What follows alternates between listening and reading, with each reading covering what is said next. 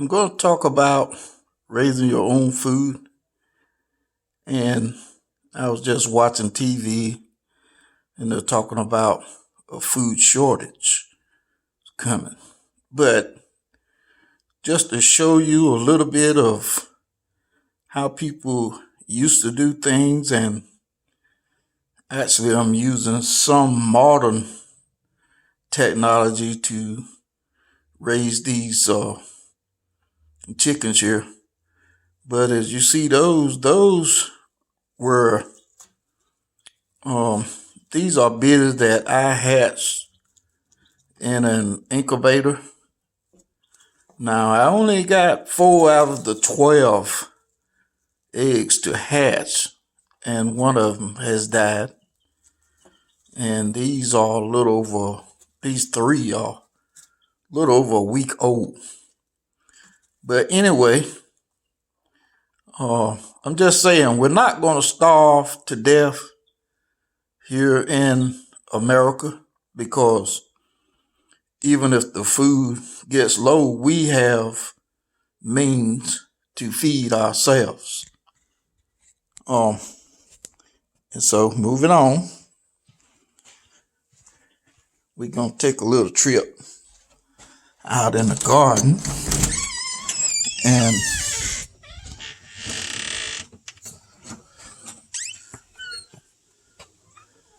you can excuse my lawn here. I need to cut the grass. But survivalists come with ideas of when you are, when food gets short, then even if you can't find vegetables, then you look for food in your backyard. I don't care what backyard you got. You always have some sort of food. Like, I ain't cut the grass, but you see that right there? I think that's edible. But as for me, I've been growing my own food, and you can see those peach tree right there. I mean, you can see peaches. The tree's loaded, and the tree's gotten big. And then we're gonna go here. This year I decided to grow a little bit more corn crop, because we eat more corn here than we do any other food. And I hadn't shown my strawberry patch, but I decided to do another box of strawberries, and I got this one here, strawberry patch, that is the first strawberries that I done. But otherwise, I've come along and I did 1, 2, 3, 4 of these boxes in corn. And the reason for that is that seems to be a major thing that we eat. And then we'll go to watermelons, and they're coming along nicely. And there's 1 pepper in there. And here I have 4 tomatoes here. And that's another thing. And there's another peach tree. It's a way smaller tree, and it didn't do well until we moved it. Those peaches, they like a dry area, and that smaller peach tree was in an area to where the water drains run off the house, and a lot of water was running past that tree. And when I moved it to higher ground, I mean, it grew tremendously. And then, don't have any pears yet on this tree. This is let's see, what is this tree? It's called a,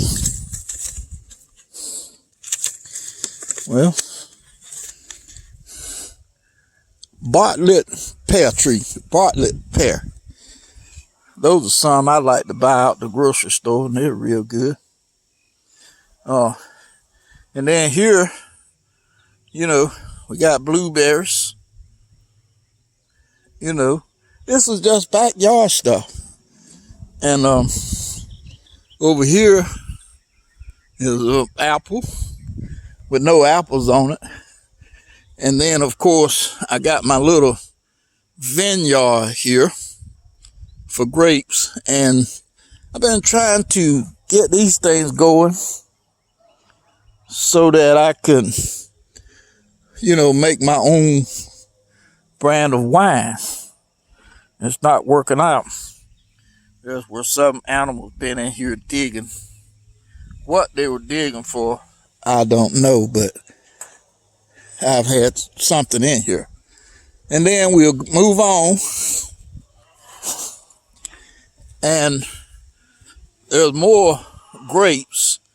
This is a new one that I've planted because I'm trying to eventually make some wine. And my own brand of wine, as a matter of fact.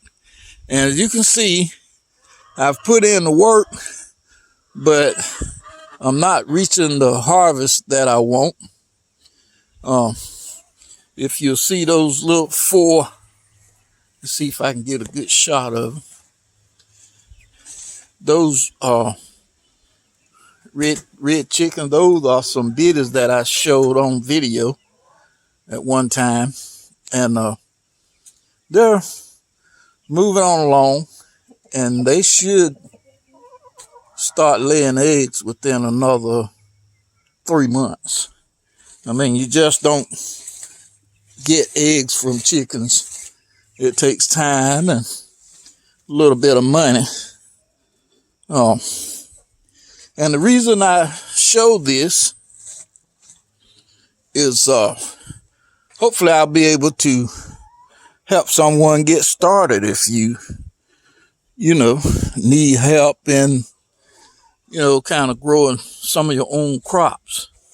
Right here, I've got squash here, and they're already, if you can see the blooms, they're already getting ready to produce. And this is cucumber, and there's blooms on those as well. And if you'll look at that strawberry patch, you can see that I just picked them over the weekend, I think Friday. And now it's about time for me to pick them again. Now, I don't exactly know what variety of strawberry this is, but they are coming all up on the ground on the outside, as you can see right there and right there. And if you want to start one like this, get with me and I will share a few plants with you and show you how to get started growing them. These strawberries grow all summer long, right on up to winter time, and they produce strawberries. Sorry, but I can't tell you what the names of them are. It's something I picked up in Walmart, and they were brown, and they said plant this year and you get strawberries the next.